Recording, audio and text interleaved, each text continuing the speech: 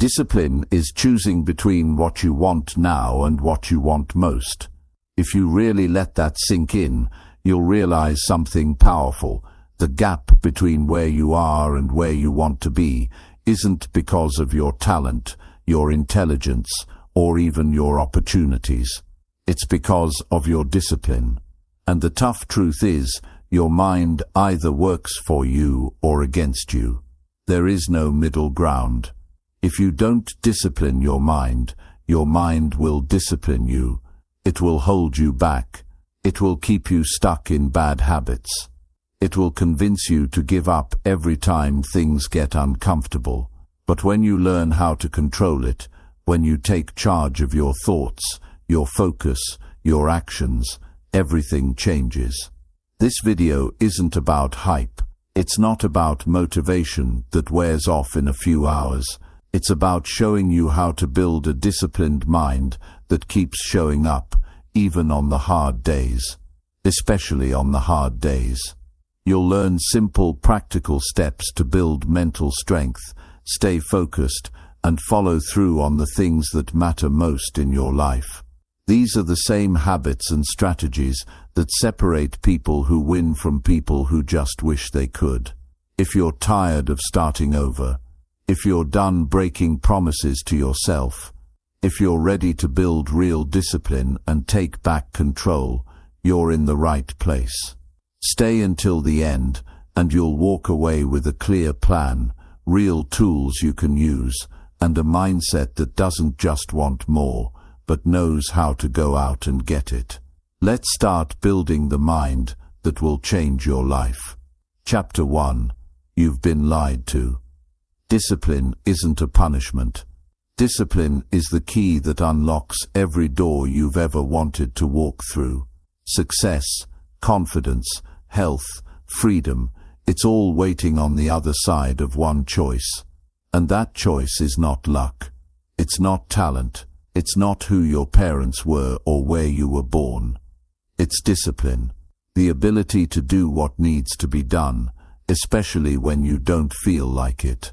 That's the difference between those who build a life they're proud of and those who stay stuck in the same loop, year after year, wondering why nothing changes. But here's the thing, nobody told you growing up, and it's time you heard the truth. Discipline isn't punishment. It's not something you suffer through. It's not a life sentence of boring routines and restrictions. Discipline is freedom. Discipline is power. Discipline is the ultimate act of self-love. And when you finally understand that, not just in your head, but deep in your gut, everything changes. For far too long, discipline has been misunderstood.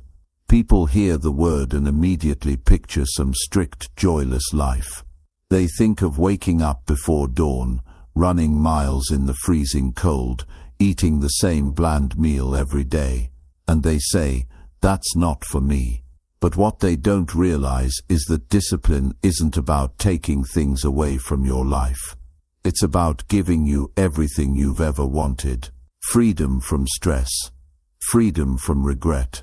Freedom from feeling like you're living below your potential. Imagine waking up every day and knowing that you're exactly where you're supposed to be. That you're living life on your terms because you have the strength to make the hard choices. That's what discipline gives you. It's not punishment. It's the highest form of respect you can give yourself. And it's the only way you'll ever become the person you were meant to be. When you avoid discipline, you don't avoid pain. You just trade one kind of pain for another. You trade the temporary discomfort of doing the hard thing now for the long-term agony of regret later. And regret is a far heavier burden to carry. Regret keeps you up at night. Regret makes you wonder what could have been if you had just done what you knew you should have done. But discipline is the pain that weighs ounces. Regret weighs tons. Discipline asks you for a little bit of effort today. Regret robs you of peace for years. When you choose discipline, you're choosing peace in advance. You're making an investment in a future where you're proud of yourself, where you look back and know you gave it your all. And there's no better feeling in the world than knowing you honored your potential. I get it. It's not easy. Waking up early, saying no to distractions, showing up when you'd rather sit it out, that takes effort. But what people miss is that the first steps are always the hardest. At first it feels like pushing a boulder up a hill, but if you keep showing up, something shifts. That boulder starts rolling. Momentum kicks in, and suddenly the things that used to feel impossible start to feel natural. Discipline stops being this constant struggle and starts being your default setting. You don't have to force yourself to do the right thing because you've trained yourself to crave it. You start wanting the things that are good for you because you've seen the results. You've felt the pride. You've lived the freedom. And once you taste that, you'll never go back. People think they need motivation to be disciplined. They wait to feel inspired. They think they have to be in the right mood. But motivation is a liar. It's fleeting. It shows up when it feels like it, and disappears the moment things get tough. Discipline doesn't care how you feel. It's there no matter what. It's the voice in your head that says, I don't feel like it, but I'm doing it anyway. And that's the voice you need to listen to, because that's the voice that builds champions. That's the voice that changes lives. Motivation gets you started. Discipline keeps you going. And the people who win in life are the ones who do it whether they feel like it or not. There's something powerful that happens when you realize you're in control. When you stop waiting for circumstances to be perfect. When you stop blaming your past, your parents, your boss, the economy, anything and everything outside of you. When you decide, no more. When you make the commitment to yourself that no matter what happens around you, you're going to show up. You're going to do the work. You're going to be the kind of person who keeps their word to themselves first, and then to the world. That's when everything shifts. Because life will never be fair. Conditions will never be perfect. But you can be consistent. And consistency beats talent every time. The greatest act of rebellion in this world is to be disciplined. In a society that constantly tries to sell you shortcuts, distractions, and instant gratification, choosing discipline makes you unstoppable. When everyone else is looking for an easy way out, you're willing to take the hard way, and because of that you rise. While others are giving up, you're getting stronger. While others are waiting, you're working. And eventually they look up and wonder how you did it. They'll call you lucky. They'll say you were born for this. But you'll know the truth. You earned it. Step by step. Choice by choice. Day after day. You earned it through discipline. And let me tell you something that most people don't want to admit. Discipline is not reserved for the elite few. It's not something you're born with, or something you need to have figured out before you start. Discipline is built in the small moments. It's saying no when it's easier to say yes. It's getting up when you want to stay down. It's showing up when nobody's watching. And anyone can do that. You can do that. Right now. You don't need to wait until Monday. You don't need to wait for the new year. You don't need to wait until you feel ready. The person you want to become is waiting on the other side of the choices you make today. Not someday. Today. So here's the challenge. Take control. Take one area of your life, just one, and commit to discipline. Maybe it's your health. Maybe it's your focus. Maybe it's your relationships. Whatever it is, make a promise to yourself. A real one. And then keep it. No matter what. Because when you start keeping promises to yourself, you rebuild trust with yourself. And that trust is everything. When you trust yourself, you become unstoppable.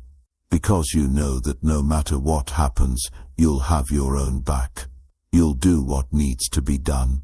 And that kind of confidence changes everything. You don't need to be perfect. You don't need to have all the answers. You just need to start. And starting isn't about going all in and burning yourself out. It's about showing up consistently. One day at a time. One choice at a time. Discipline is like a muscle. At first it's weak, but every time you use it, it gets stronger. And one day you'll look back and realize you became the person you always wanted to be. Not because of one massive decision, but because of 1,000 small ones. And that's how real change happens. Quietly, consistently, powerfully.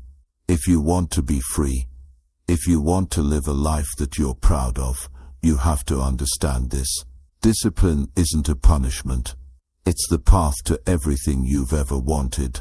The life you dream about is not going to show up by accident. It's built, brick by brick. Through discipline. Through showing up on the days you don't feel like it. Through doing the hard things when no one's watching. Through choosing your future self over your current comfort. And that life, that freedom, it's waiting for you. You just have to take the first step. This is your moment. You've been lied to long enough. You've been told that discipline is hard, that it's suffering. But now you know the truth. Discipline is the greatest form of love. Discipline is the path to peace. Discipline is the foundation of power, and once you commit to it, really commit, your life will never be the same. So stop waiting. Stop negotiating with yourself. The time is now. The choice is yours, and you are ready. Because deep down, you've always been ready. You just needed someone to remind you of who you really are. Chapter 2. Comfort zones are killing you. The life you want, the life you keep seeing in your mind when the world gets quiet, isn't somewhere out there waiting for you to find it. It's buried deep inside you, hidden underneath layers of comfort, convenience, and avoidance. And here's the truth, as long as you stay comfortable, you stay stuck. Comfort zones don't keep you safe. They keep you small. They keep you tame. They wrap around you like warm chains, convincing you that you're fine where you are, that you're doing okay, that you'll get to it tomorrow. But deep down, you know, you feel it every night before you fall asleep. You know there's something more for you, and it's waiting on the other side of discomfort. You were not made to be comfortable. You weren't put on this earth to drift through your days looking for the next dopamine hit, the next distraction, the next easy way out. You are built for challenge, for struggle, for growth. And real growth always lives outside the walls you build to protect yourself from feeling uncomfortable. That voice in your head that tells you to stay safe, to stay where it's easy. That voice is lying to you. It's trying to protect you from pain, but in doing so, it's robbing you of your power. Nothing that matters comes from a life of comfort. Your potential isn't found inside your routine. It's found when you step out into the unknown, when you take the risk, when you do the thing that scares you. And I get it. Discomfort isn't fun. No one wakes up excited about getting uncomfortable. No one enjoys failing. No one loves the feeling of uncertainty. But what's worse? Living a life where you never know what you're truly capable of. Waking up 10 years from now, realizing you played it safe, realizing you left your potential sitting on the table because you didn't want to feel awkward or vulnerable or afraid. That's a pain you can't fix. And the scary thing is, that pain doesn't show up all at once. It creeps in slowly. It shows up in the form of quiet disappointment, missed opportunities, that heavy feeling in your chest when you know you're not living up to who you could be. Your comfort zone whispers lies in your ear, telling you that it's better to be comfortable, better to be cautious, better to wait until you're ready. But you will never be ready. No one is ever ready for change. You become ready by stepping forward while you're still scared. You become ready by taking action before you feel confident. You don't wait to feel courageous. Courage is something you earn by moving while you're afraid, by showing up while you're shaking, by stepping forward into the unknown with nothing but a decision to keep going. The reason most people never leave their comfort zone is because they are addicted to certainty. They want to know exactly how it will all play out before they take the first step. They want guarantees. But life doesn't hand out guarantees. It hands out opportunities to those willing to embrace uncertainty and take action anyway. Growth doesn't come with a roadmap. You have to be willing to walk the path without knowing exactly where it leads. And if you're brave enough to do that, life rewards you with something better than certainty. It gives you strength. It gives you resilience. It gives you the ability to handle anything that comes your way because you've trained yourself to thrive in discomfort. If you're tired of feeling stuck, if you're tired of the same results, if you're tired of living a life that feels smaller than what you know it could be, you have to stop avoiding discomfort and start leaning into it. The obstacles you're facing, the ones that feel impossible to get past, are not there to break you. They're there to build you. They are the resistance you need to grow. Think about it like lifting weights. If you only ever pick up what's light and easy, your muscles never grow. It's only when you choose to lift something heavier than you think you can handle that your body adapts. The same is true for your mind, for your discipline, for your life. Every time you choose comfort over challenge, you make your comfort zone smaller. Every time you choose challenge over comfort, you expand your limits. And that's where the real magic happens. Because one day you'll look back at the things that used to scare you, the things that felt impossible, and they'll feel easy. Not because the world got easier, but because you got stronger. You'll realize that the things you once thought would break you are now the things that built you. You'll stand in the place you once dreamed about and wonder why you ever doubted yourself in the first place. But none of that happens if you stay comfortable. Growth demands sacrifice. Sacrifice of your ego. Sacrifice of your excuses. Sacrifice of your need to be perfect before you begin. You have to be willing to look foolish. You have to be willing to make mistakes. You have to be willing to fail. Not just once, but again and again. Because failure is not the enemy. Failure is feedback. Failure is the proof that you are trying, that you are moving, that you are alive. And every time you fail, you are gathering the lessons you need to succeed. The people you admire, the ones who seem fearless and disciplined and unstoppable, are not fearless at all. They are simply willing to be uncomfortable. They are willing to fail in front of the world. They are willing to get up one more time than they fall. They don't have some magic power that you don't. They have trained themselves to embrace discomfort. They've made friends with fear. And you can too. You don't need to take massive leaps. You don't need to change everything all at once. You just need to take the first step. One step outside your comfort zone. One action that stretches you. Maybe it's having the difficult conversation you've been avoiding. Maybe it's waking up an hour earlier and doing the work while everyone else is still asleep. Maybe it's saying no to something easy so you can say yes to something hard. And when you take that first step, you'll prove to yourself that you can do hard things. And the more you prove that to yourself, the more unstoppable you become. The comfort zone is not where you belong. You were not made for average. You were made for excellence. You were made for growth. You were made to rise. But none of that happens until you are willing to let go of your need to be comfortable. The life you want isn't inside the comfort zone. It's outside of it.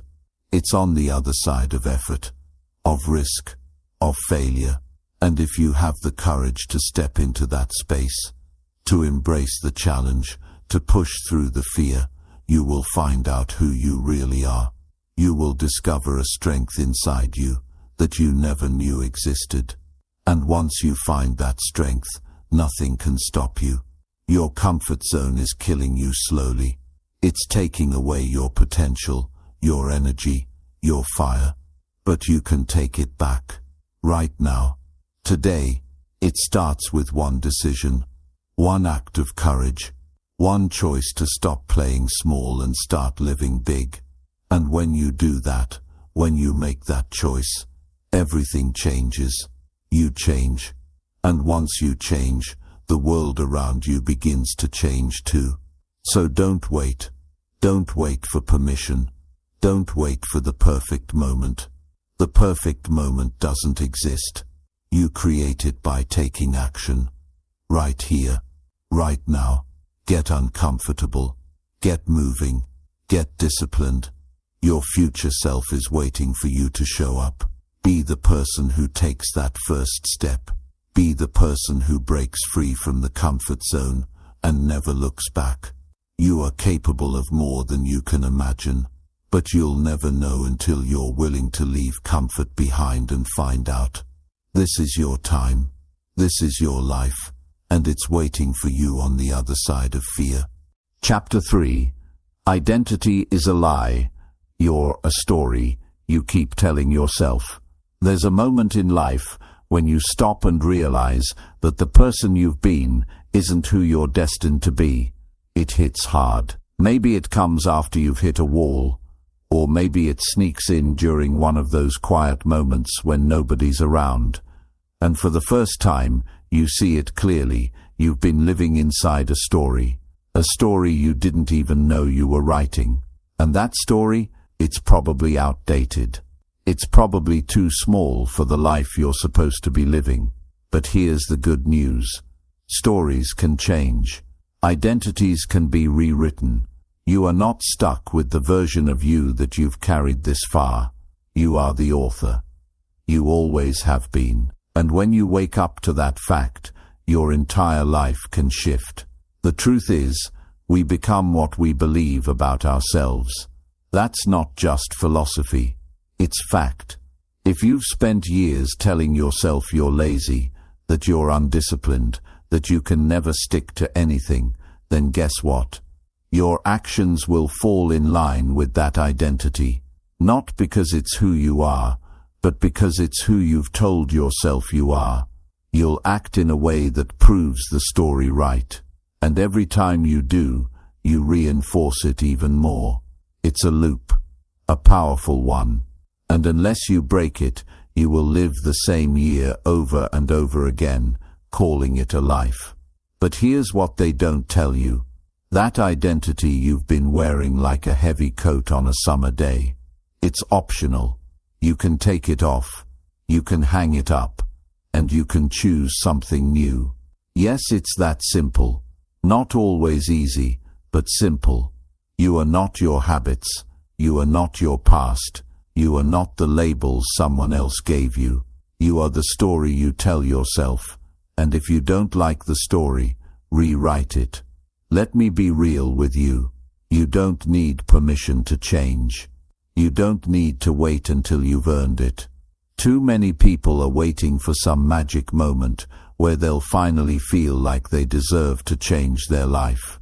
But that moment doesn't come. You don't get a notification that says, "Okay, now you're ready to become who you were meant to be." You have to decide. You have to declare it to yourself. That's where it starts. You draw a line in the sand, and you say, "This is where the old story ends, and the new one begins." Not tomorrow. Not someday. Now. Think about it. Every time you take an action, you cast a vote for the kind of person you believe you are. When you skip the workout, you're voting for the identity of someone who gives up. When you hit snooze, You're voting for the identity of someone who breaks promises to themselves. But every time you show up, even when it's hard, even when you don't feel like it, you're voting for something different. You're building a new identity. And the more votes you cast, the stronger that identity becomes. The most powerful force in the human mind is the need to stay consistent with who you believe you are. If you tell yourself, "I'm not disciplined," then the moment discipline gets hard, you'll quit, because quitting matches the identity you've accepted. But if you flip that script, if you start telling yourself, "I am disciplined," even if you don't fully believe it yet, something changes. You'll feel the tension every time you try to act against that new identity. And that tension pulls you toward better choices. Over time, those choices stack up. And before you know it, you've become the person you always wanted to be.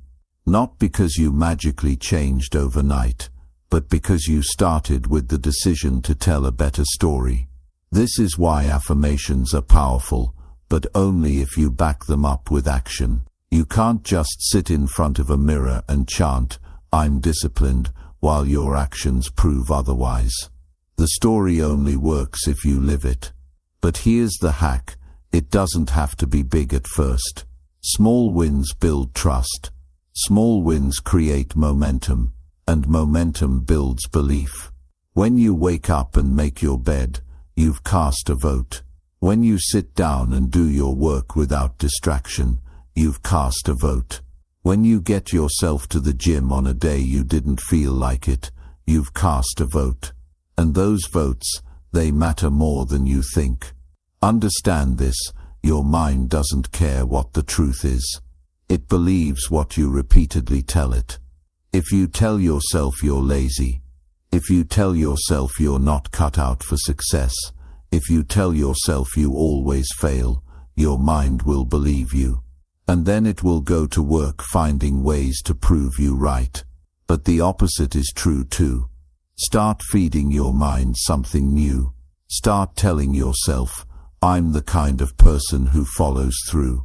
I'm the kind of person who does hard things. I'm the kind of person who doesn't quit." And then live it. And when your mind starts believing that, it will find ways to make that true too. You have to understand how powerful this is. The entire system of who you are right now is just a series of habits built on the identity you've accepted. Change the identity, and the habits follow. You don't force change. You embody it. You don't grind your way into discipline. You become a disciplined person by aligning your actions with that identity, one step at a time. It's not about faking it. It's about becoming it. And you become it through practice. If you're listening to this and thinking, "But I've failed so many times," I hear you. We all have. But failure doesn't make you a failure. Failure is data. It's feedback. It's a lesson that tells you something about what didn't work. It's not who you are. And it's not a death sentence. The only way failure becomes your identity is if you choose to wear it. But you can choose something else. Right now, you can decide that failure is simply part of the story that makes you stronger, wiser, better prepared for the next chapter. Let me tell you something about identity shifts. They don't come with fireworks. They come quietly. You decide you're no longer the person who quits when it gets hard. You decide you're the person who finishes what they start. And then you back it up. Quietly. Consistently. Day after day. Until one day, it's just who you are. You don't have to think about it anymore. It's automatic. And that's when you've won. Identity is not fixed. It's fluid. It can be rewritten. And it's rewritten by you. No one else. Not your past. Not your parents. Not your circumstances. You get to choose who you are. And you get to prove it with the actions you take today. Stop waiting for someone to give you permission. Stop waiting for the perfect moment. You are ready now. You've always been ready. You just needed to remember who you are and what you're capable of. So what story have you been telling yourself? And what story are you going to start telling yourself now? Because your life will rise or fall to the level of that story. Choose wisely. Speak it boldly. Live it relentlessly. And watch how everything begins to change. Not by chance, by choice. This is your moment. This is your life. And the pen is in your hand. Start writing a story you're proud of. And never stop. Chapter 4. The discipline of saying no is what gives your yes power. You will never own your life until you learn how to say no. It's one of the simplest things to say, yet it's one of the hardest things for people to do. And that's not because you're weak or you don't have the strength. It's because the world has conditioned you to be available, to be agreeable, to always say yes, yes to distractions, yes to people who drain you, yes to commitments that pull you away from what really matters. But here's the truth. Nobody told you. Every time you say yes to something that doesn't serve you, you are saying no to something that does. And your future depends on whether you have the discipline to reverse that equation. You don't have an energy problem. You don't have a time problem. What you have is a priority problem, and it's costing you more than you realize. The life you want isn't going to come from adding more to your plate. It's going to come from cutting out what doesn't belong there in the first place. Discipline is not just about what you're willing to do. It's about what you're willing to walk away from. It's about what you're willing to reject, what you're willing to sacrifice, and what you're willing to protect. And if you don't protect your time, your energy, your focus, no one else will. Saying no isn't selfish. It's self-respect. It's looking at your life and recognizing that not everything deserves a piece of you. It's understanding that your attention is your most valuable currency, and you can't afford to keep spending it on things that give you no return. Every yes you give comes at a cost. You just have to decide if it's worth it. Most people are bankrupt, not because they don't have enough talent, time, or potential, but because they give their attention away too easily. They're so worried about being liked, about being accepted, about not disappointing anyone, that they end up disappointing the only person who truly matters, themselves. And that ends now. Because you are not here to live life on other people's terms. You are here to build something bigger. You are here to lead yourself first before you can ever hope to lead anyone else. And leadership starts with boundaries. It starts with having the courage to say, no, that's not for me, even when it's uncomfortable. Especially when it's uncomfortable. Every time you say no to something small, you make room to say yes to something big. That's how power works. That's how freedom works. It's not about being able to say yes to everything. It's about being able to say no to almost everything, so that the few things you do say yes to get your full presence, your full energy, your full commitment. Think about it. If you say yes to every opportunity, every invitation, every distraction, how much of you is left for the things that actually matter? How much energy do you have left to build the body you want, the mind you want, the life you want? How much time is left over to work on your craft, to develop yourself, to become great at what you do? Greatness doesn't come from spreading yourself thin. It comes from going deep. It comes from doing less, but doing it better. And that only happens when you get ruthless about what you allow into your life. You are not required to attend every argument you're invited to. You are not obligated to engage with every drama that circles your world. You are not supposed to be available 24/7. Just because someone has access to you doesn't mean they have a right to your time. You get to choose who gets your energy. You get to choose what gets your focus. and the discipline to choose wisely. That's where your power is. But let's be real, saying no isn't easy. It triggers guilt. It makes you second-guess yourself. It makes you worry about what other people will think. But I want you to remember something. Every time you say no from a place of alignment with who you are and where you're going, you are saying yes to yourself. You are choosing to stand for something, and you're choosing to protect your future self from being buried under obligations you never should have accepted in the first place. Your dream life is not built by being agreeable. It's not built by being liked. It's built by being clear on your mission. And clarity creates courage. When you know who you are and what you're here to do, saying no becomes easier.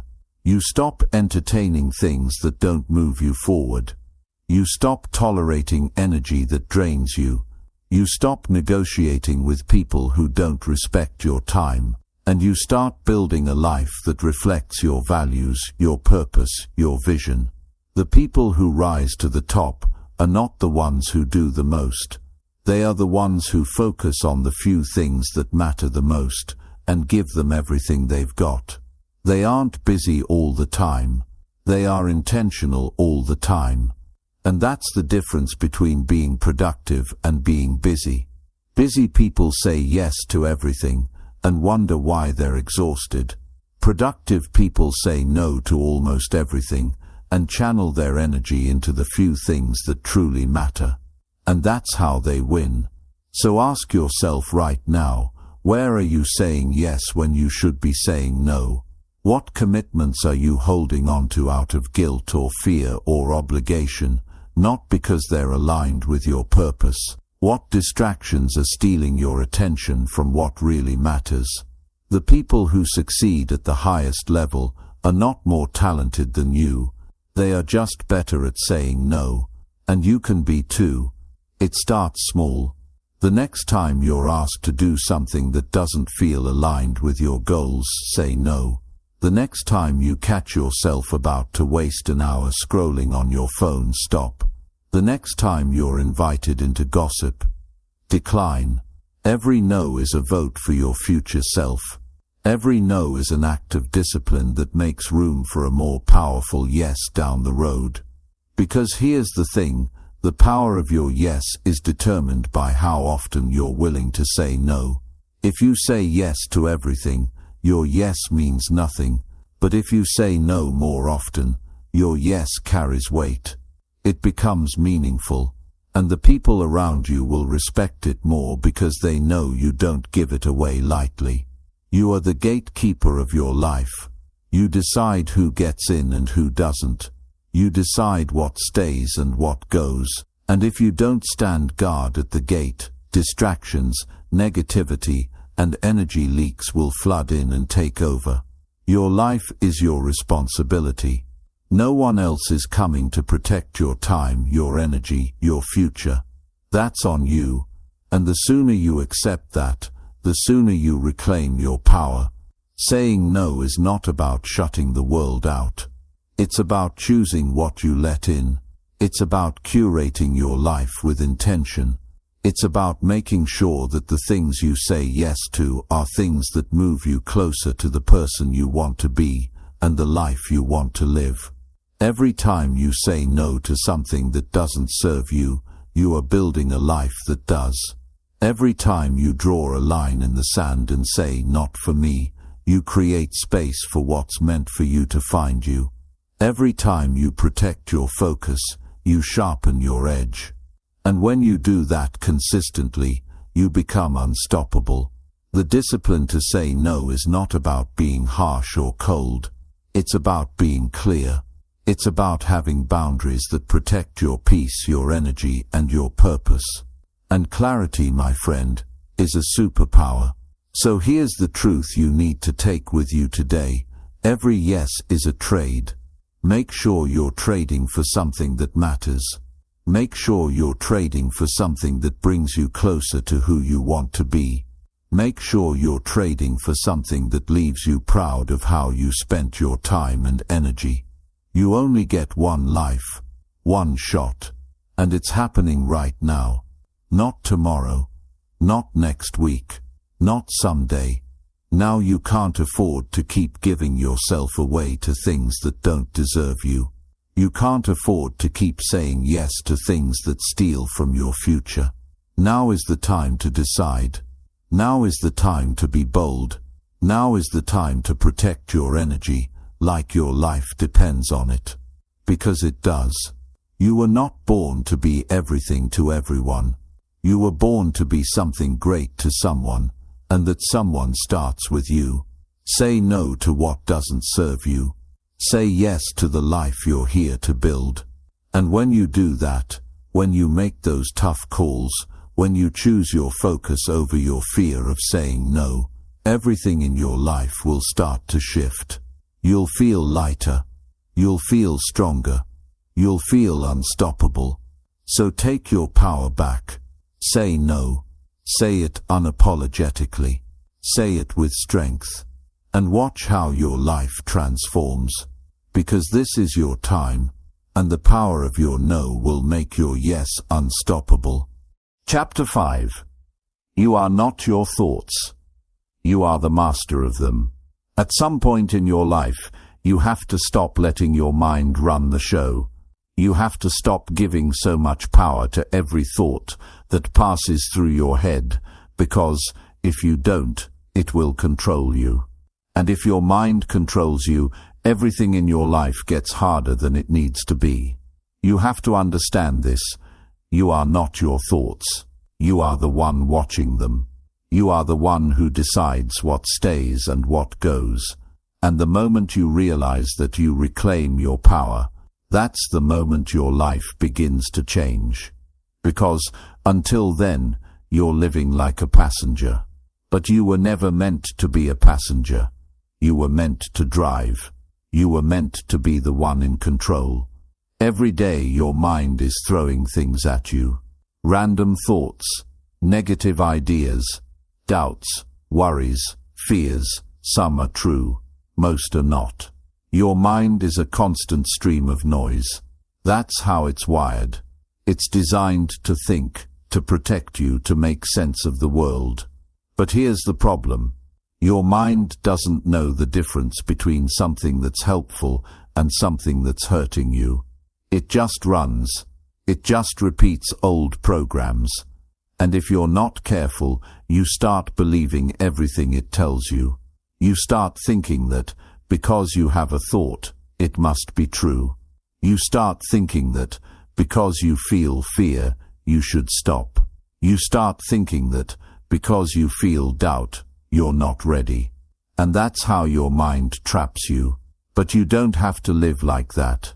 You can take control of your mind.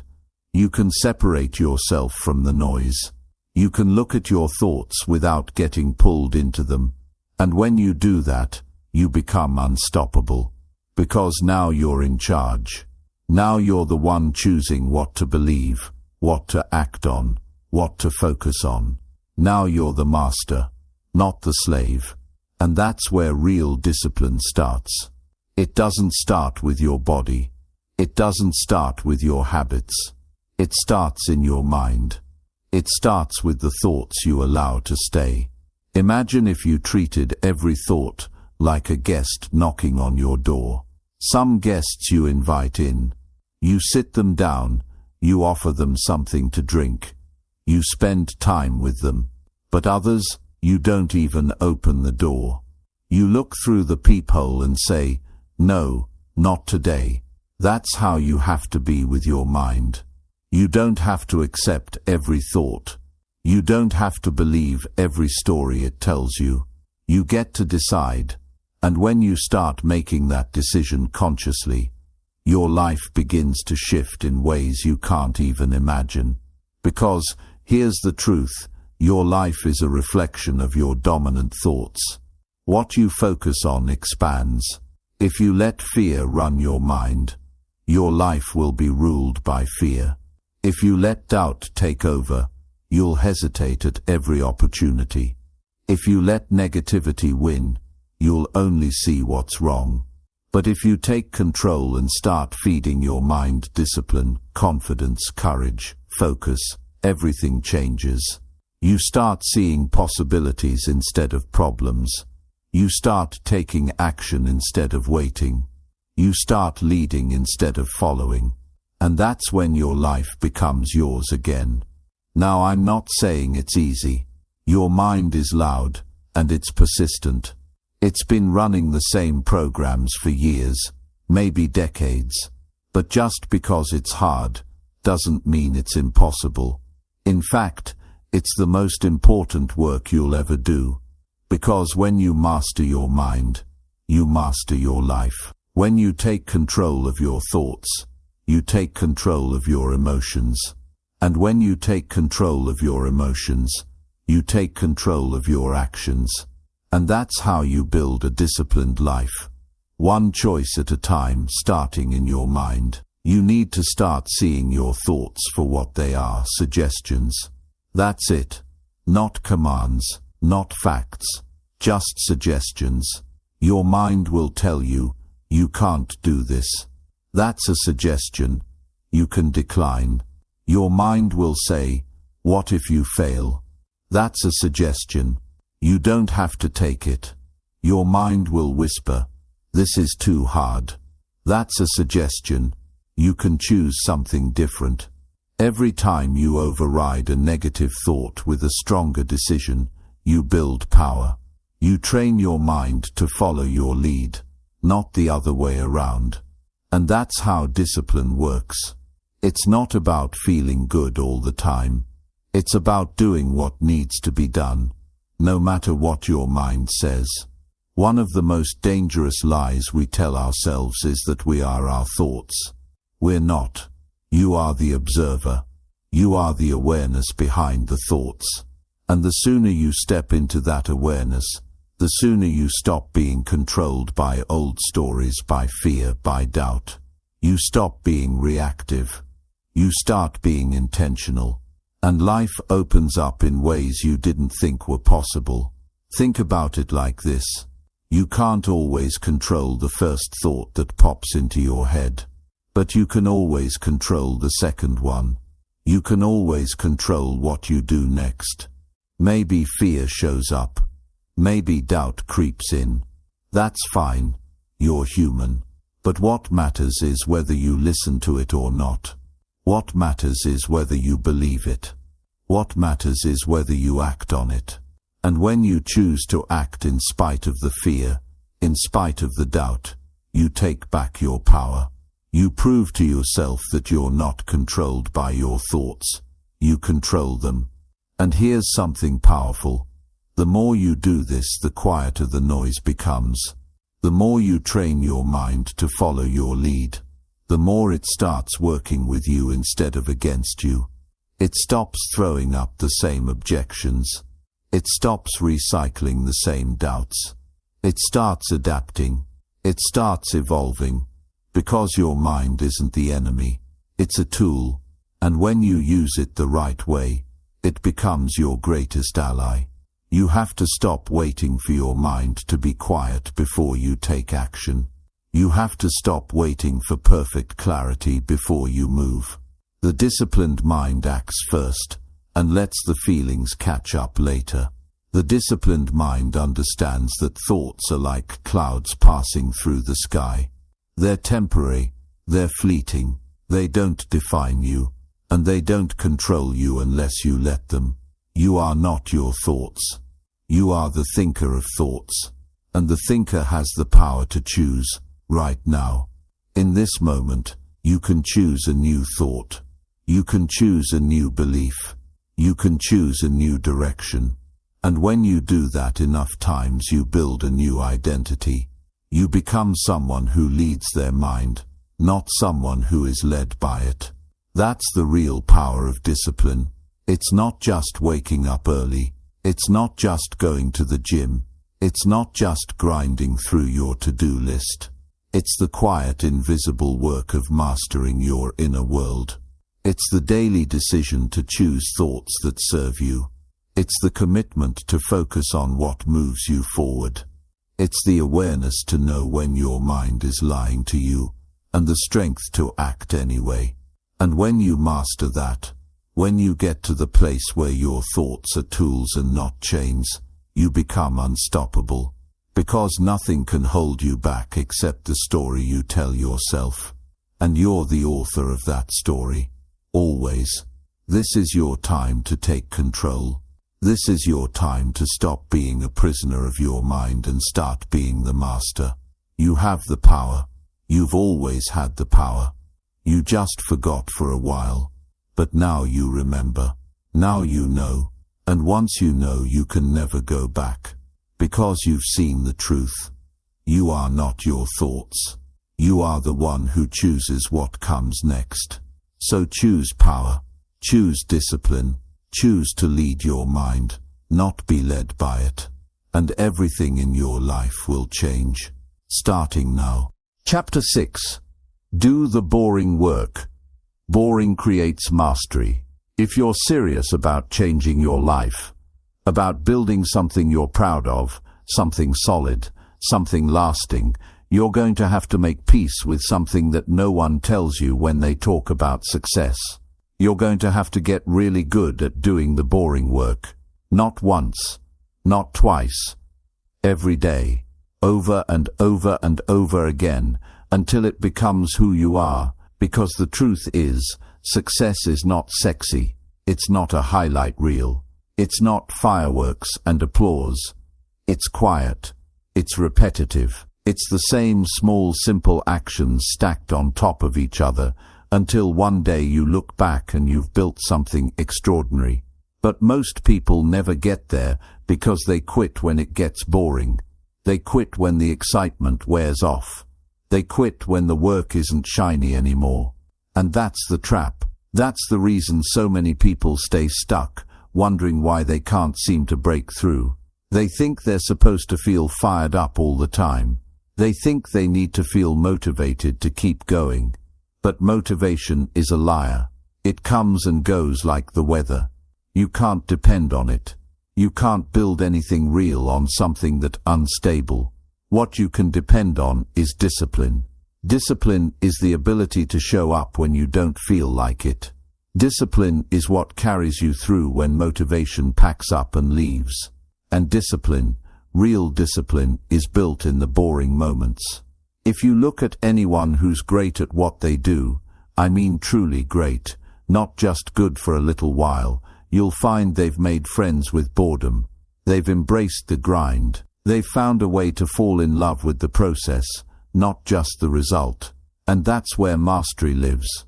It doesn't live in the big moments, the big wins. It lives in the small things. The things no one sees. The things no one claps for. The early mornings, the late nights, the extra reps, the time spent refining the details when no one's watching. That's where greatness is forged. Quietly, relentlessly. The problem is, we live in a world that's addicted to dopamine. Everything is designed to give you a quick hit, fast results, instant gratification. And if something doesn't give you that rush right away, you move on to the next thing. The next shiny object. But mastery doesn't work like that. Mastery is slow. It's deliberate. It's repetitive. And at times it's brutally boring.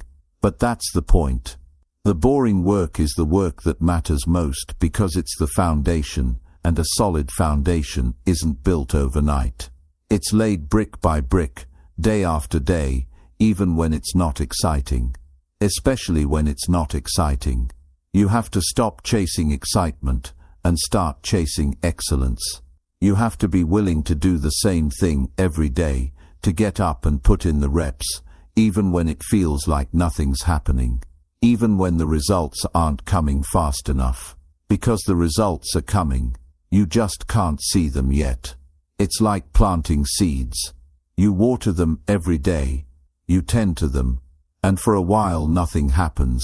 It's easy to think it's not working, but beneath the surface, roots are growing, foundations are forming, and if you stay consistent, if you stay disciplined, one day those seeds break through the ground, and then they grow fast. But they only grow fast because you were patient during the boring part.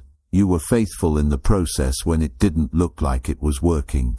I need you to understand something right now. The boring work is not a punishment. It's not a test to see how much you can endure. It's a gift. Because when you can discipline yourself to keep going when it's boring, when it's hard, when it's thankless, you separate yourself from the crowd. You enter rare air. You become the kind of person who's unstoppable, because nothing shakes you. Not boredom, not fatigue, not lack of recognition. You're in it for the long haul. And that's who wins. Every time.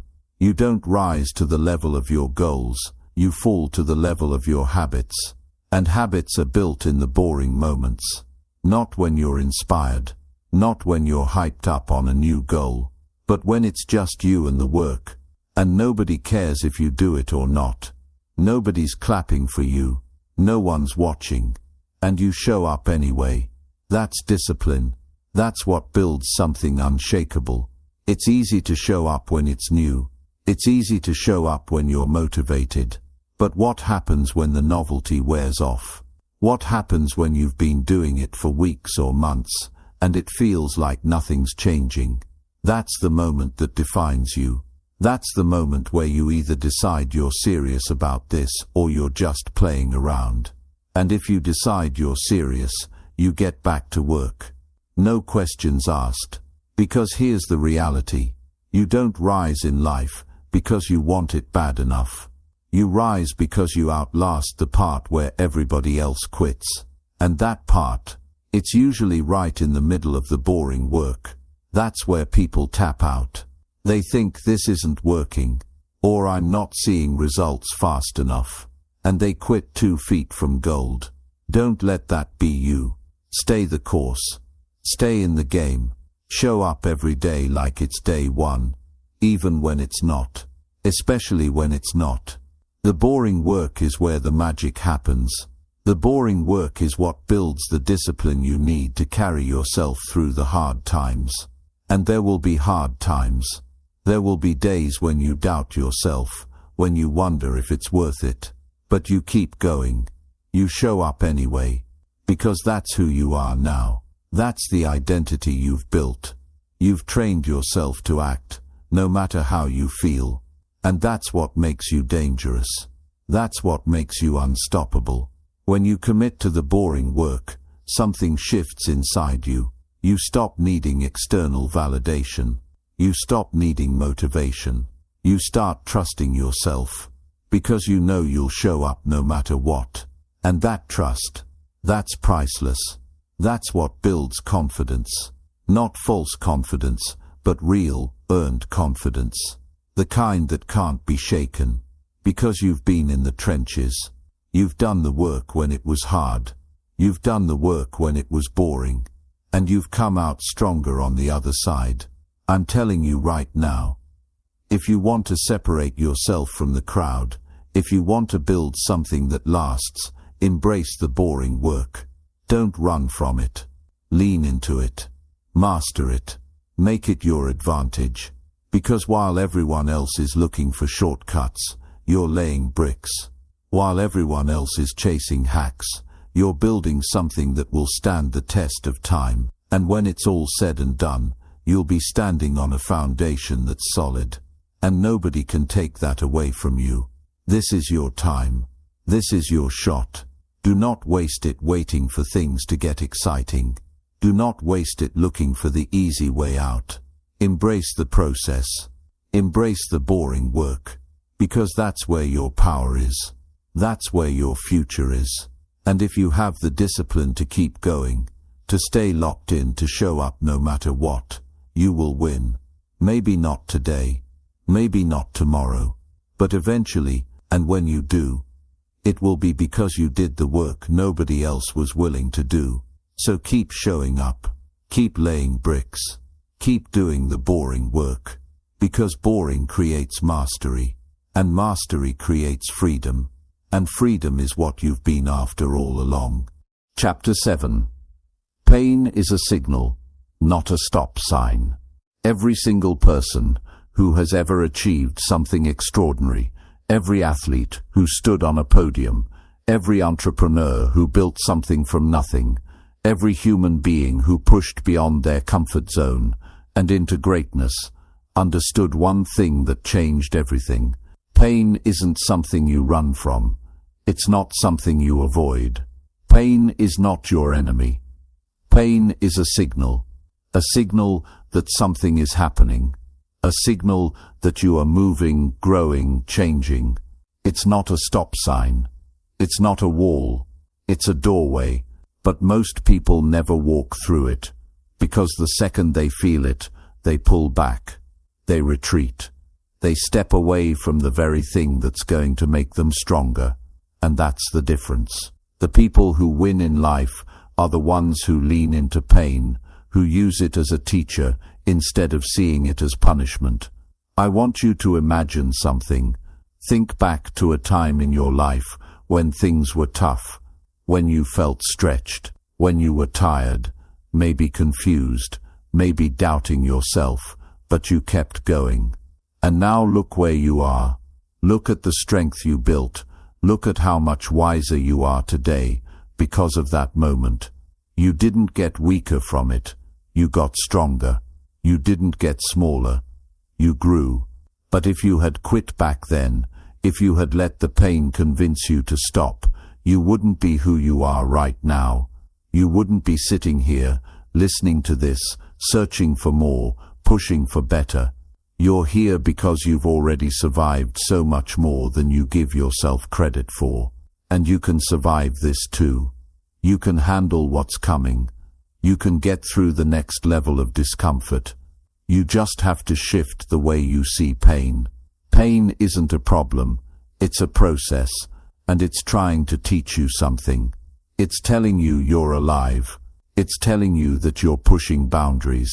It's telling you that you are in the place where growth happens. But growth doesn't feel good at first. Nobody tells you that part. Growth feels like breaking. It feels like pressure. It feels uncomfortable because it's supposed to. You are literally outgrowing an old version of yourself, and that hurts. But the hurt isn't forever. And it's not for nothing. It's for something. It's for you. It's for the stronger, wiser, more disciplined version of you that's waiting on the other side. People talk a lot about motivation. They talk about inspiration. But the truth is, those things are fair weather friends. They show up when the sun's out. They show up when it's easy. But discipline shows up in the rain. Discipline shows up when it's storming inside you. Discipline shows up when you're tired, when you're in pain, when you don't have one more step left, but you take it anyway. That's what builds character. That's what builds strength. Not the easy days. Not the days when it all makes sense. The hard days, the days when you are face to face with your limits, and you decide to keep going anyway. Pain is an invitation to rise. It's not meant to crush you. It's not meant to stop you. It's meant to wake you up. It's meant to show you where you're still holding back. And if you have the courage to listen to it, you'll find out something powerful about yourself. You'll find out that you can handle far more than you ever believed. You'll find out that you are stronger than the pain. And that changes everything. Some of the greatest transformations in life happen right after the moment when you feel like giving up. Right after you push through the pain. And it's not because the pain disappears. It's because you stop fearing it. You stop seeing it as something to avoid. And you start seeing it as something to embrace. You realize it's part of the process, not the enemy of it. And when you make that shift, pain loses its power over you. You stop hesitating. You stop second-guessing yourself. You stop letting the fear of discomfort dictate what you do next. And that's where freedom lives. Your relationship with pain defines your future. If you run from it, if you avoid it, if you stay comfortable, you stay stuck.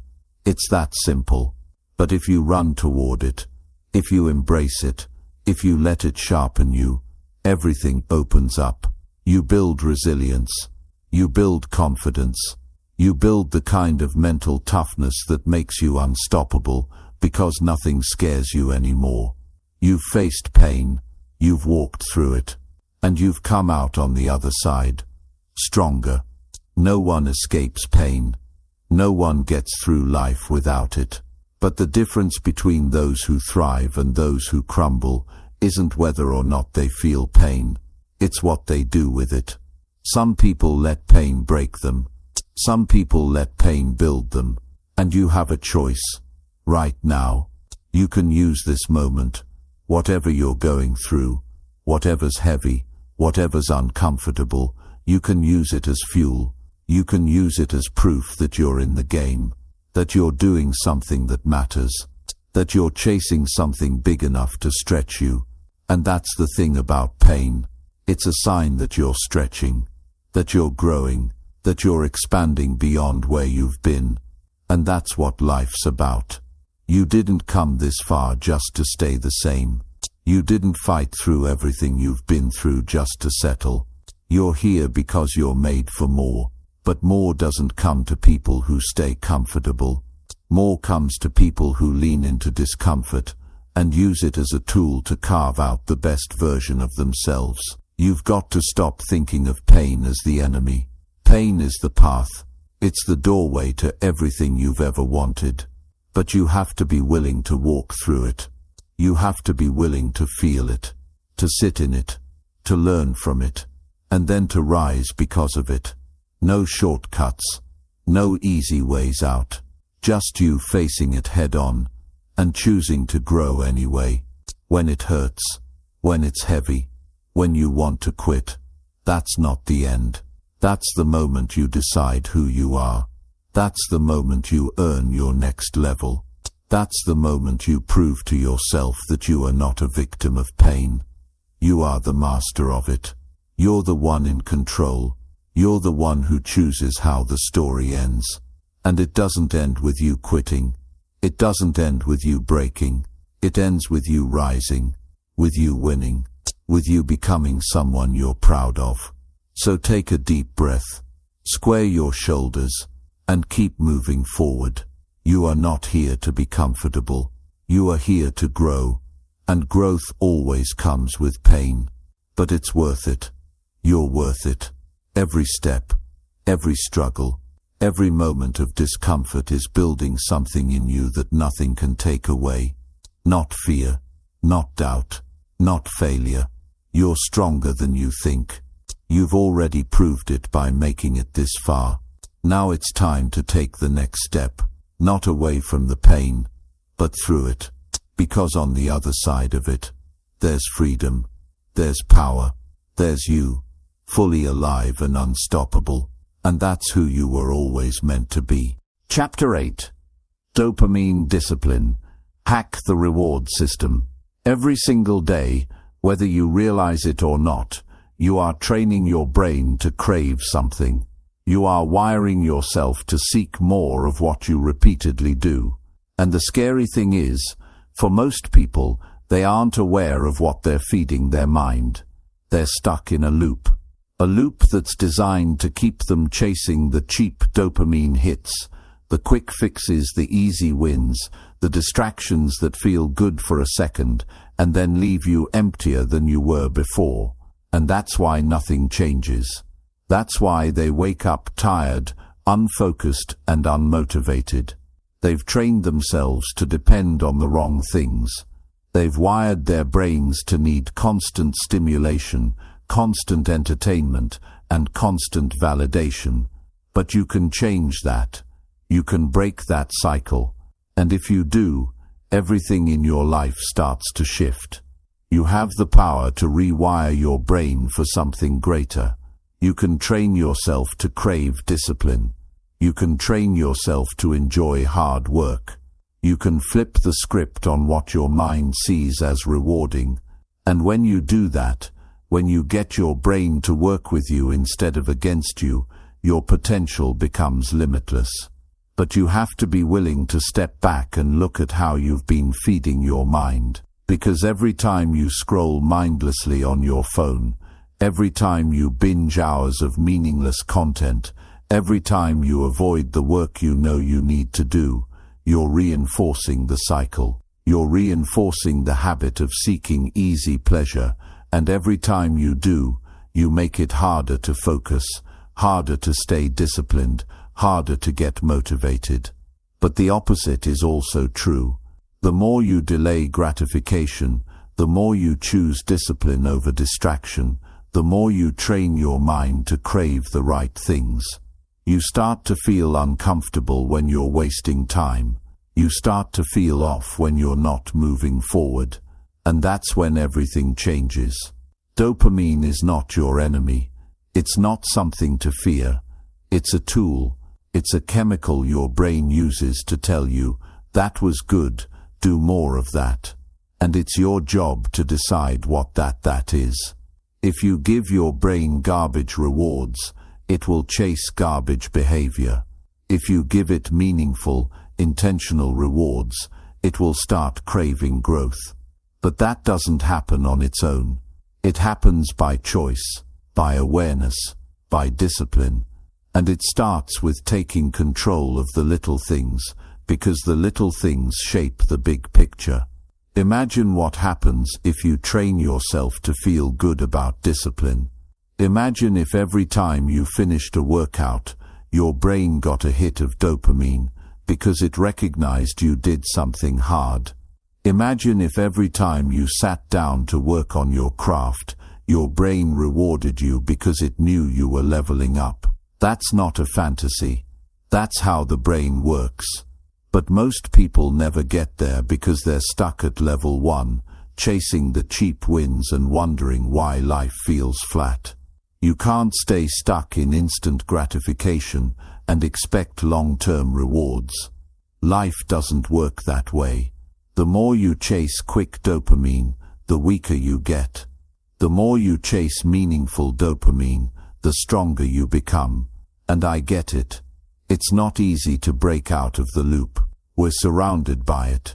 Social media, endless entertainment, notifications constantly pulling at your focus.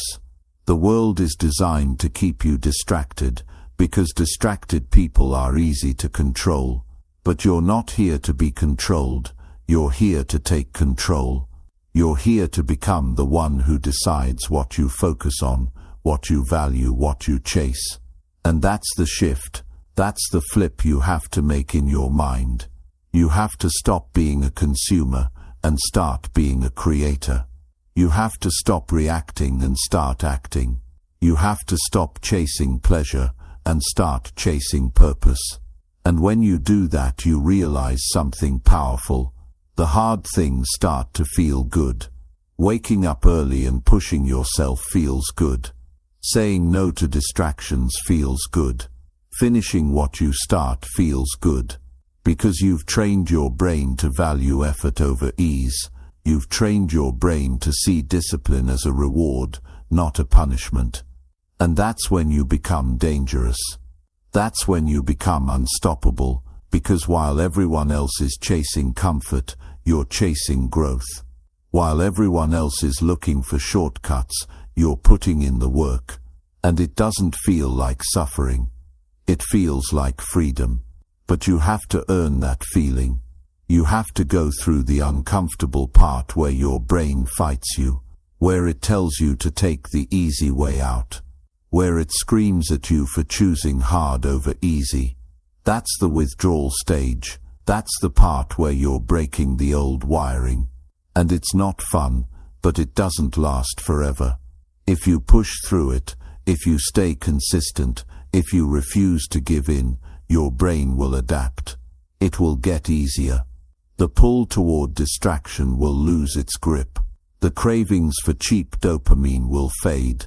And you'll find yourself craving the things that build you up instead of tearing you down. And that's the game. That's the secret no one talks about. It's not about never feeling temptation. It's about training yourself to feel uncomfortable with mediocrity. Training yourself to feel restless when you're not growing. training yourself to feel dissatisfied when you're not giving your best. That's real dopamine discipline. That's the rewiring that changes everything. Because now you're not forcing yourself to be disciplined. You want it. You need it. It's who you are. You become the person who enjoys doing the hard things. You become the person who feels alive when you're pushing your limits. You become the person who doesn't just tolerate discomfort but thrives in it. And that's when the world opens up. That's when opportunities show up because you've become someone who can handle them. That's when you break through the ceiling you didn't even know you had and find out you were capable of so much more. And if you're thinking this sounds impossible for you, let me tell you something. It's not. It's simple. Not easy, but simple. It starts with small choices.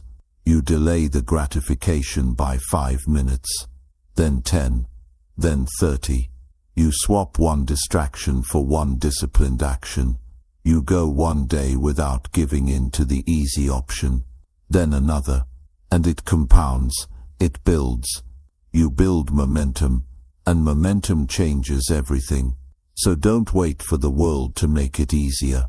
Don't wait for motivation to show up and save you. Save yourself. Start rewiring your brain today. Start feeding it the right rewards. Start teaching it that discipline is pleasure, that growth is fun, that hard work feels good. Because it does. You just forgot how good it feels to earn your wins, to push through the resistance and come out stronger on the other side. This is your time. You've been given a choice right now. Keep chasing quick dopamine and stay stuck in the loop, or break out. Take control, rewire your mind, and become the person who doesn't just talk about discipline but lives it, breathes it, embodies it. And when you do, you won't need motivation. You won't need someone to push you. You'll be pushing yourself because you'll love the process, and the best part, the results will come. They always do when you do the work. Your focus will sharpen. Your energy will increase. Your confidence will skyrocket. Not because life got easier, but because you got stronger. You trained for it. You earned it. So if you're tired of feeling stuck, tired of feeling like you're running in circles, tired of feeling like your best life is just out of reach, this is how you change it. Dopamine discipline. Reward the right things. Train your brain to love the work and the life you want. It's waiting for you on the other side of that choice. Make it now, and never look back. Chapter 9. Your environment is brainwashing you. Change it now. You will always rise or fall to the level of the environment you're in. Your surroundings, the people you talk to, the things you consume, the spaces you move through every day, these things are not neutral. They are shaping you. They are influencing the way you think, the way you act, the way you feel about yourself, whether you realize it or not. And if you're not conscious about what you let in, your environment will quietly, slowly, and almost invisibly pull you into a life you never asked for and didn't even see coming until it's too late. But when you take control of your environment, when you become intentional about who and what you surround yourself with, your entire life can change faster than you think. What you allow around you becomes what you allow inside you. If you spend your time around negativity, people who are always complaining, who are always making excuses, who think life is just about getting by and settling, it won't be long before you start thinking the same way. It won't be long before your standards drop and you start justifying the same behaviors. You can have all the motivation in the world, all the goals, all the ambition, but if you stay in an environment that's poisoning your mind, it will wear you down. It will chip away at your focus, your discipline, your energy, and you won't even realize it's happening until you feel stuck and drained, and start wondering where the fire went. On the flip side, when you put yourself in a space that fuels you, that demands more from you, that calls you to be better, everything changes. It's not magic. It's not luck. It's design. You start rising to the level of the standards that surround you. You start thinking bigger, moving differently. You get sharper, more focused. You hold yourself to a higher level of accountability because you're in a space where that's normal. Success stops being some distant concept and starts being the air you breathe. And that's why your environment is everything. You can have the strongest mindset, the best plan, but if your environment isn't in alignment with who you're becoming, it's a constant uphill battle. Your environment is like the soil you're planted in. It determines how fast you grow, how strong your roots are, how tall you can stand. If the soil is toxic, if it's full of weeds and parasites, you can't thrive. But if you plant yourself in the right soil, rich, nourishing, clean, you grow without force. You evolve naturally. You expand because the conditions support your growth. Now think about what you're surrounded by right now. Not just the people, but the spaces, the habits, the inputs. What's on your phone?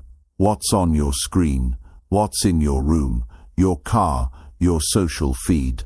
What are you listening to, watching, paying attention to day after day? Because these things are training your brain, whether you like it or not. They're either sharpening you or dulling you. They're either feeding your focus or draining it. And if you're not ruthless about filtering out the noise, the negativity, the distractions, you will get stuck.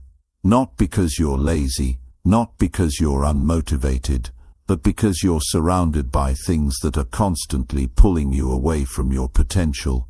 The hard truth is, if you stay in a weak environment long enough, it becomes normal. And that's dangerous. If you're surrounded by mediocrity, you start thinking it's acceptable to give less than your best.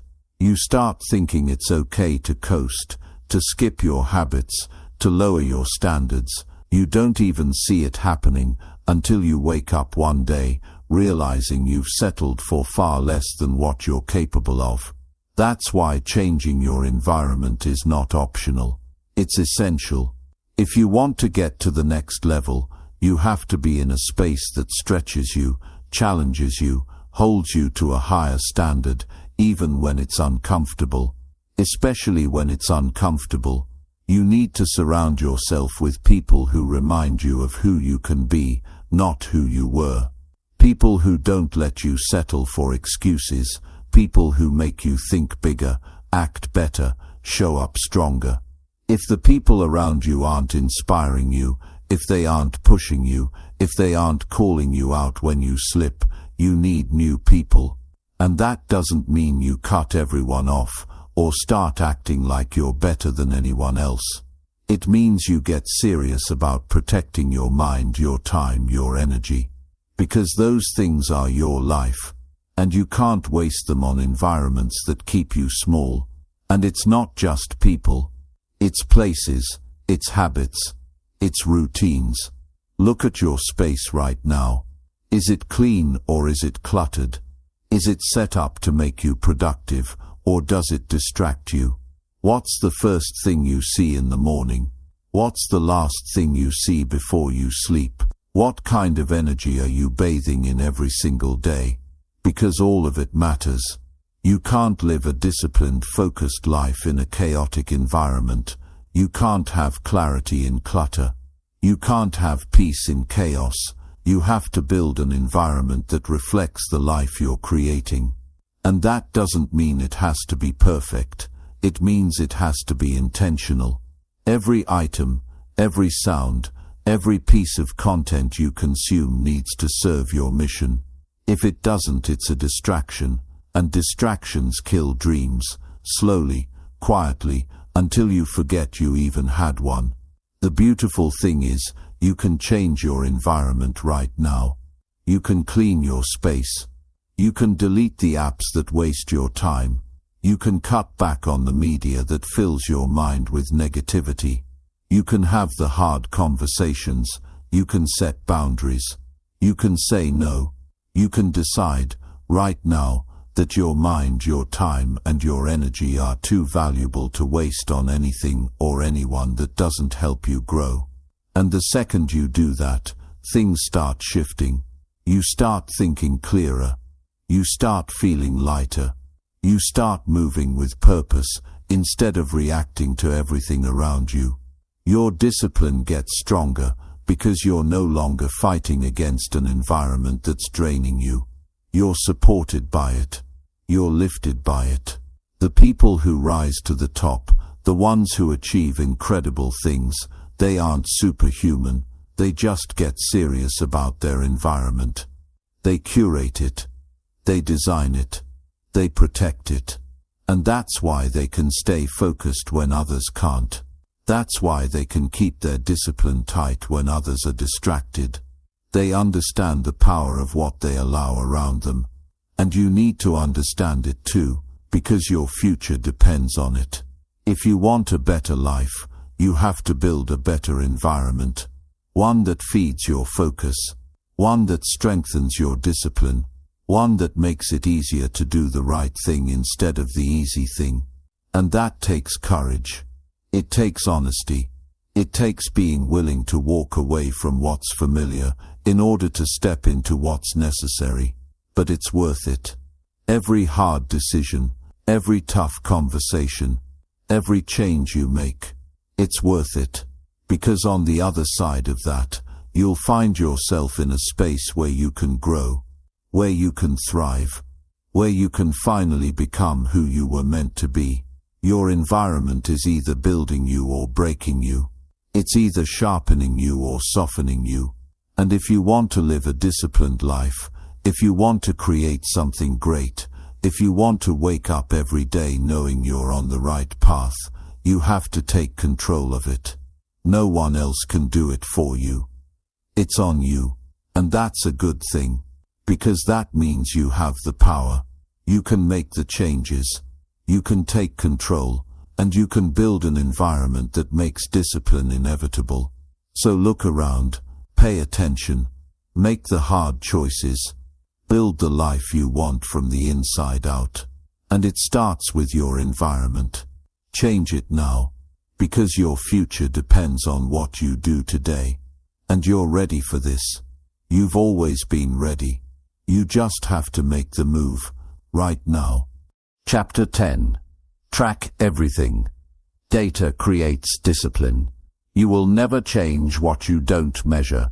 It's impossible to master something you never track. The truth is, clarity creates power. And if you don't know where you stand right now, you won't know where to go next. This is where people get stuck. They want better results. They want growth. They want transformation. But they're walking around in the dark. They're guessing. And when you're guessing, you're gambling. But when you track, when you gather data on your own life, you're not guessing anymore. You're making decisions from a place of truth. You're operating from reality, not hope. And that changes everything. Tracking isn't about perfection. It's about awareness. It's about being brutally honest with yourself, about where your time is going, where your energy is leaking, where your focus is breaking down. It's about shining a light on the places you've been ignoring and taking control. Because discipline isn't just about doing the right thing. It's about knowing what the right thing is. It's about seeing the truth clearly and then deciding what you're going to do about it. If you want to be disciplined, if you want to take your life to the next level, you can't afford to walk through life blindfolded. You need to see everything. You need to know yourself better than anyone else knows you. You need to track how you're spending your time, how you're using your energy, what's working, what's not. And you need to do it every single day. Not because you're trying to be perfect, but because you're building self-awareness. You're holding yourself accountable. And accountability is the backbone of discipline. The difference between the people who live with clarity, purpose and focus, and the people who stay stuck in cycles of frustration, is that the disciplined ones measure what matters. They don't just say they want to get better, they track their progress. They don't just say they want to be more productive, they know exactly how they're spending every hour. They don't just hope they're improving, they have data that proves it. And when you have that kind of clarity, making decisions gets easier. Taking action gets easier. Staying disciplined gets easier. Because you can see the path in front of you. You can't master your time if you don't know where it's going. You can't master your habits if you don't know which ones are holding you back. You can't master your energy if you don't know what's draining you. But when you track these things, even in the simplest way, you take back control. You start to see patterns. You start to notice the things you're doing on autopilot that aren't serving you. And once you're aware, you can change them. You can adjust. You can eliminate what doesn't belong and double down on what works. But it's not always easy to face the truth. A lot of people avoid tracking because they're afraid of what they'll see. They're afraid to look at how much time they waste. They're afraid to see how inconsistent they've been. They're afraid to admit they haven't been showing up the way they say they want to. But that's the work. That's where discipline starts. In the raw, unfiltered truth. You can't fix what you refuse to face. But if you have the courage to track it, you'll find power you didn't know you had. You'll start to see that discipline isn't about making huge dramatic changes overnight. It's about making small intentional changes every day.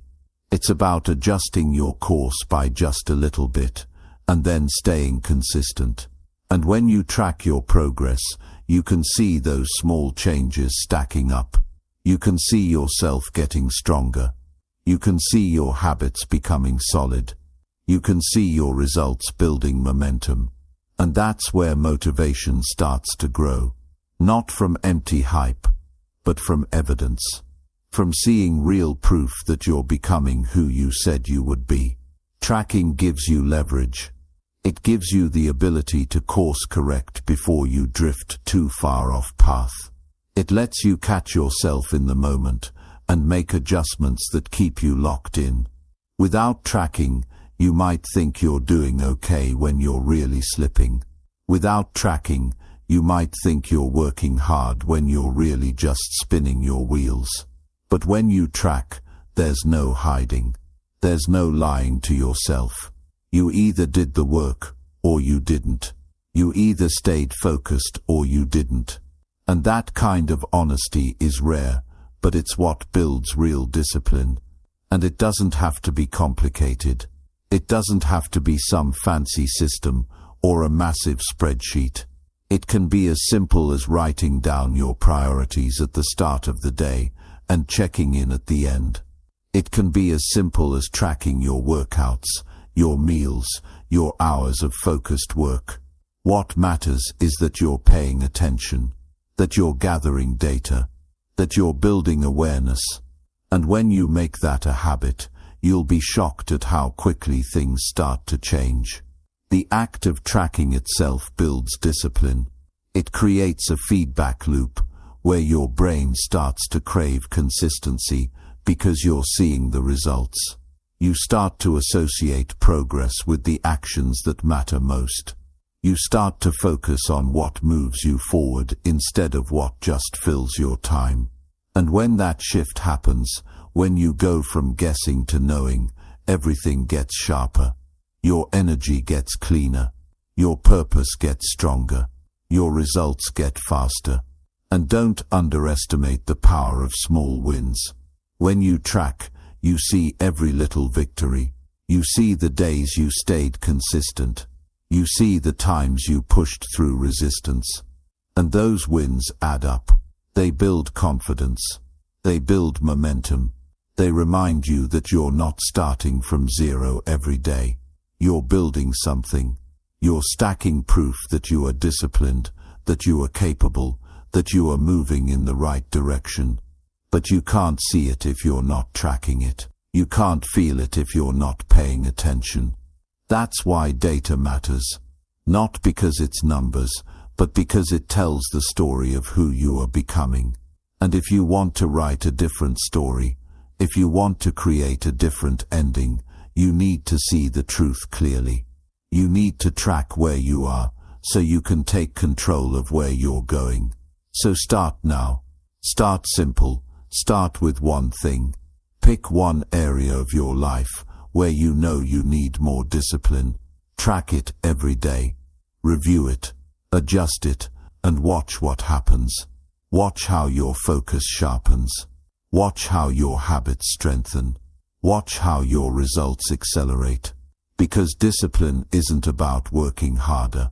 It's about working smarter. And working smarter starts with knowing where you stand. This is how you take control. This is how you move from hoping to knowing, from wishing to winning, from drifting to leading. You track what matters. You measure what you want to master. And you stay consistent, even on the days when it's boring, especially on those days. Because that's where discipline is forged, in the repetition, in the awareness, in the relentless pursuit of the next level. So if you're ready to live with discipline, if you're ready to build something real, something lasting, start tracking, start paying attention. Start gathering the data that will guide your decisions and sharpen your focus. And when you do, you'll find that discipline becomes easier. That consistency becomes natural. That growth becomes inevitable. This is your time. No more guessing. No more drifting. Get clear. Get focused. Get disciplined. And it starts with tracking everything that matters. Because what gets measured gets mastered. And you are ready to master your life. Right now.